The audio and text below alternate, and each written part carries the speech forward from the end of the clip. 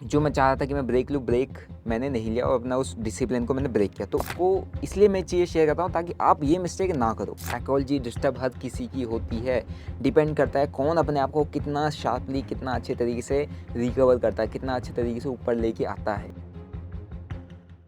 जय हिंद दोस्तों, कैसे हो आप लोग? आई होप आप काफ़ी अच्छे होंगे। दोस्तों, आज था बैंक निफ्टी का एक्सपायरी और जब किसी एक ट्रेडर की कंसिस्टेंसी ब्रेक होती है, उसको बड़ा लॉस होता है और बड़े लॉस के बाद कैसे वो स्ट्रगल करता है अपनी वापस से कंसिस्टेंसी मेंटेन करने में, अपनी वापस से साइकोलॉजी को स्ट्रॉन्ग करने में, अपना कॉन्फिडेंस वापस से बिल्डअप करने में, वो आपको देखना काफ़ी ज़्यादा ज़रूरी है। क्योंकि यही चीज़ होती है, यही फेज़ होता है जिसको हर किसी ट्रेडर को फेस करना पड़ता है, जिस फेज़ को। ठीक है, तो आज बैंक निफ्टी का एक्सपायर था, मैंने किस तरीके से ट्रेड किया वो मैं आपको दिखाता हूँ, है नहीं। तो मैं थोड़ा-सा आउट ऑफ नेटवर्क था और एक मतलब ऐसी जगह पे था जहाँ पे नेटवर्क की रीच थोड़ा कम है और इसीलिए मैं गया था ताकि मेरे को ट्रेड ना करना पड़े। क्योंकि अगर नेटवर्क में रहोगे, आप ट्रेड करोगे तो आपको मतलब मार्केट अगर आपको दिख गया तो खुजली तो होगी, अकाउंट में पैसा पड़ा, फंड पड़ा, बतेरा तो खुजली तो होगी। तो मेरा प्लान था कि ट्रेड वेड नहीं करें, लेकिन स्टिल मैंने क्या ट्रेड किया और जो मैं चाह रहा था कि मैं ब्रेक लूँ, ब्रेक मैंने नहीं लिया और अपना उस डिसिप्लिन को मैंने ब्रेक किया। तो उसकी वजह से मैंने आज क्या फेस किया, क्या होता है जब आपका क्या बोलते हैं सेल्फ कॉन्फिडेंस टूट जाता है, जब आपका ट्रेड में आपको क्या बोलते हैं आपके सेटअप पर कॉन्फिडेंस नहीं आता है, आप मतलब साइकोलॉजी आपकी ब्रेकडाउन होती है, वो उसका खामियाजा आपको क्या भुगतना पड़ता है, वो मैं आपको आज के ट्रेड में दिखाता हूँ। ठीक है, तो अभी हम डायरेक्टली चलते हैं स्क्रीन पर और स्क्रीन पर समझते हैं आज का क्या ट्रेड था, क्या सेटअप था। स्क्रीन पे चलने से पहले आप पहले ये वीडियो देखो। 2.8 2.20 के आसपास चल रहा है, 2.31 2.5 लाख अपना पहुंच चुका है और काफ़ी अच्छा स्पाइक इसमें अपने को देखने को मिला है।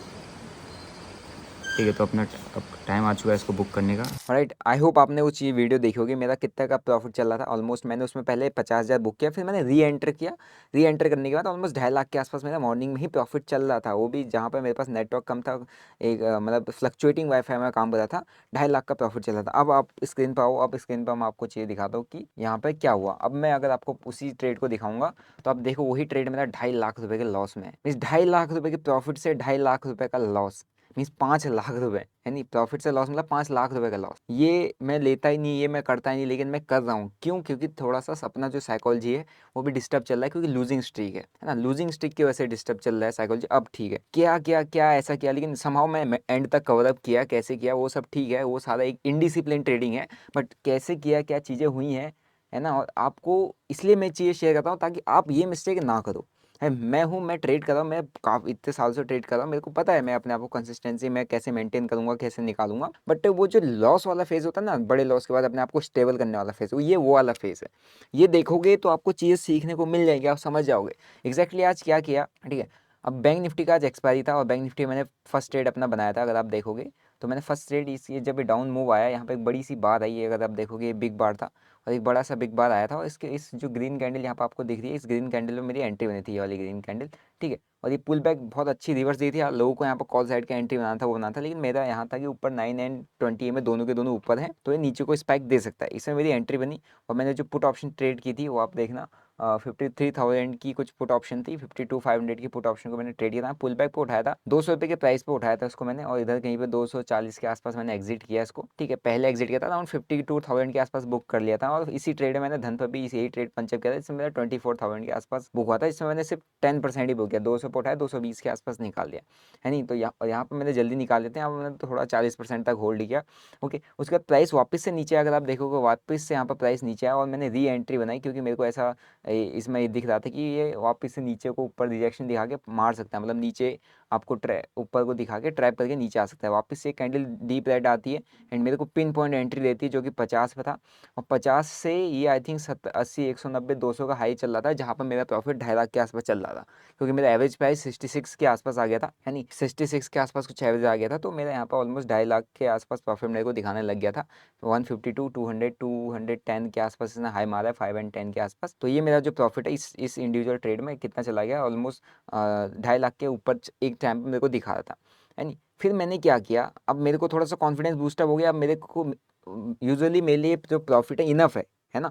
अगर मेरा 1 लाख 1.5 लाख 2 लाख 2.5 लाख इनफ है, लेकिन कैपिटल भी मैं वहाँ पर 10 लाख के आसपास काम कर रहा हूँ, तो मेरे को इनफ प्रॉफिट नहीं लगा। मैंने कहा अगर मेरा ये प्रॉफिट बना है तो मैं और बनाऊंगा, है नहीं। क्यों? क्योंकि एक आपके पास जो प्रीवियस लॉस होता है वो आपको ट्रिगर करता है कि नहीं, यहाँ पे और बनना चाहिए और आना चाहिए और आ सकता है, आज ही कवर हो जाएगा, आज ही, क्विक पेशेंस थोड़ा सा यहाँ पे रखना पड़ता है, जो मैंने नहीं रखा। और मैंने क्या किया, उसको अराउंड 100 रुपीज़ पर बाइंग ऑर्डर मारे थे और 75 पर कुछ ऑर्डर मारे थे, तो मैंने 175 पर वापस से सेम ट्रेड में घुसा एंड उसको मेरे को कहीं पे 40-50 के आसपास काटना पड़ा। जो 3 लाइनें मैंने की दिखाई हुई हैं, इन 3 जगहों पर मेरी एंट्री बनी थी। फर्स्ट एंट्री थी 100 पे, सेकंड एंट्री थी मेरी अराउंड 75 के आसपास, और मेरे को एग्जिट लेना पड़ा। इस जो डीप रेड कैंडल आ गई, इस पर एग्जिट लेना पड़ा। इसमें मैं होल्ड करके बैठा था, बट जो डीप रेड कैंडल आ गई, मेरे को इस पर एग्जिट लेना पड़ा, जिसकी वजह से जो मेरे को वही प्रॉफिट वाले ट्रेड में मेरे को ऑलमोस्ट 2,51,000 का लॉस फेस करना पड़ा। ठीक है, एंड उसके बाद फिर सेकंड ट्रेड का मैं सेटअप आपको बताता हूँ। सेकंड ट्रेड मैंने जो बनाया था, इस ब्रेकआउट में बनाया था, क्योंकि नीचे से इसने ट्रैप बना दिया था। ट्रैप बनाने के बाद इसने इस रेंज का ब्रेकआउट दिया,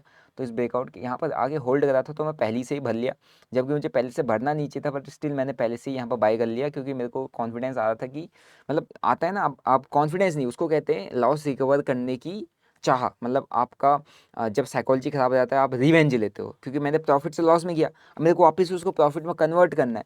नहीं, तो मैं यहाँ पे वापस से क्या करने गया, एंट्री मैंने बना ली, पहले से ही एंट्री बना ली, क्योंकि मेरे को यहाँ पर शार्प मूव अप मूव दिखा था।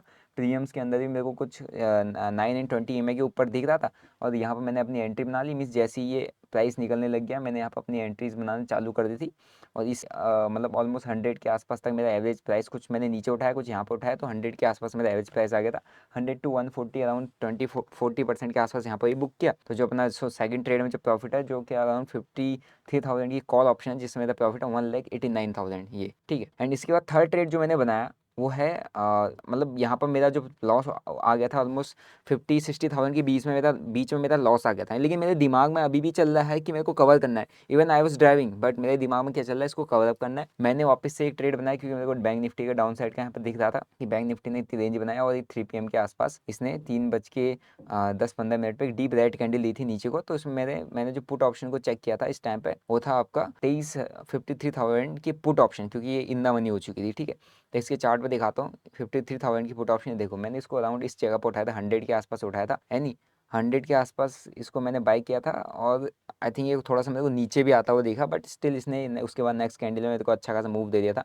तो 120 के आसपास मैंने उसको एग्जिट किया, जिसमें मेरा 20% के आसपास प्रॉफिट बना, जिसमें मेरा 74,000, तो नेट टोटल 22,000 के मैं प्रॉफिट में आया। तो मेरा PNL कितना फ्लक्चुएट किया आज के दिन में, जो कि यूजुअली नहीं करता है, जो कि यूजुअली नहीं करना चाहिए था। 2.5 लाख के प्रॉफिट, 2.5 लाख का लॉस, फिर उसके बाद लॉस को कवर अप करके 1 लाख पे, फिर उसको कवर अप करके 50,000 पे, फिर उसको उससे वापस से 1.5 लाख के लॉस में, फिर वापस से अपन उसको लेके आ गए कॉस्ट में। तो कितना ज़्यादा ओवर ट्रेडिंग भी आप उसको कह सकते हो, कितना ज़्यादा अनप्लान ट्रेडिंग यहाँ पर हुई है, जस्ट बिकॉज कि यहाँ पर आपका जो साइकोलॉजी, जो मतलब मेरा साइकोलॉजी है, वो डिस्टर्ब हो रखा है ना। अब अगर मैं यहाँ पर अगर आपको ऑर्डर्स वाले सेक्शन में वो चीज़ दिखाता हूँ, कॉन्ट्रैक्ट नोट अगर आप देखोगे, तो कॉन्ट्रैक्ट नोट आपको यहाँ पर देखने को मिल जाएगा, विच इज़ अराउंड 10,129 रुपये का, तो सिर्फ चार्जेस ही मैंने पे किए। तो जो मेरा प्रॉफिट है, यूजुअली अगर मैं स्कैल्प करता हूँ तो मेरे 2,000 1,500 के आसपास ही जा रहा था बीच में, लेकिन 10,000 के चार्जेस, तो जो प्रॉफिट है वो उसका 50% चार्जेस में ही चला गया, जिसमें सारे चार्जेस इंक्लूडेड है। ठीक है, तो ये मल्टीपल सेटअप्स मेरे बने थे। एक यहाँ पर मेरे पास बिग बार सेटअप भी था, सेम यहाँ पर मैंने बिग बार से यहाँ एंट्री पहली ले ली, क्योंकि यहाँ पर मेरे को यहाँ पर दिख रहा था सेटअप, क्योंकि 9 EMA पे यहाँ पर इसने सपोर्ट लिया। ठीक है, यहाँ पर मेरे पास बिग बार का ही सेटअप था।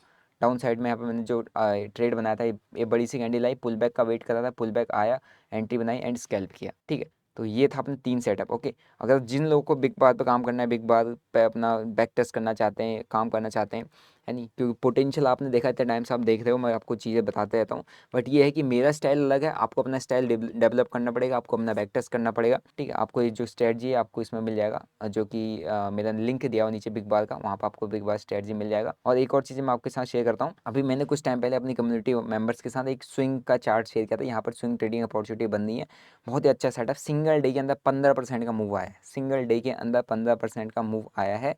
बेसिकली मैं ऑप्शंस में काम करना, ऑप्शन ट्रेडिंग कर रहा हूँ, मेरे स्विंग्स में काम होता है, स्टॉक्स में काम होता है, लेकिन मैं यहाँ पर ऑप्शंस से रिलेटेड ज़्यादा कुछ आपके साथ कभी शेयर नहीं करता, ना मैंने अपनी टेलीग्राम पर कभी शेयर किया, क्योंकि ऑप्शंस आर वेरी रिस्की, और हमें पता है हम किस तरीके से यहाँ पे अपने रिस्क को मैनेज करते हैं, अपना कैपिटल वहाँ पर यूज़ करते हैं, कितना यूज़ करते हैं, कैसे यूज़ करते हैं, किस तरीके से चलते हैं। तो बहुत ज़्यादा रिस्की और बहुत सारी चीज़ें इसमें फेस करनी पड़ती है। 2-4 दिन आपको अच्छा प्रॉफिट हो जाएगा तो आप वाह वाह कहोगे, लेकिन किसी एक दिन आपको लॉस फेस करने को मिल गया, उस दिन आप फिर आपका साइकोलॉजी, इमोशन सब आ जाएंगे और सब आपका उड़ जाएगा। ठीक है, तो इतना रिस्की होता है ऑप्शन, बट स्विंग के अंदर, सिंगल डे के अंदर इस स्विंग ने ऑलमोस्ट 15% के आसपास का मूव दिया। आप जाके एक बार चेक करना, तो मैंने कम्युनिटी में शेयर किया था, आप ज्वाइन कर सकते हैं, लिंक मैंने दिया हुआ है।